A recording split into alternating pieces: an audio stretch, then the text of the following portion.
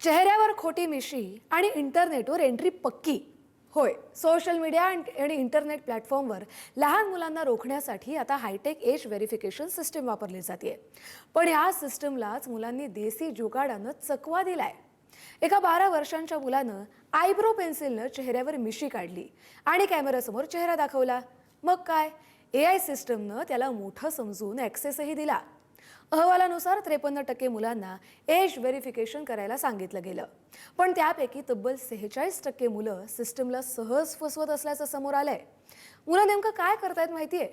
खोटी जन्मतारीख टाकतायत, घरातल्या मोठ्यांचं ओळखपत्र वापरतायत, VPN वापरून लोकेशन लपवतायत आणि पालकांचे मोबाईल लॅपटॉप वापरून निर्बंध मोडतायत.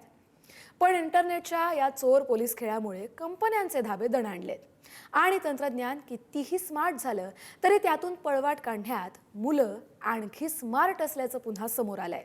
त्यामुळे फक्त कंपन्यांसाठीच नाही तर पालकांसाठी देखील ही एक मोठी डोकेदुखी ठरतीये. शिकूया AI ची क्रांती. चला करूया MSCIT.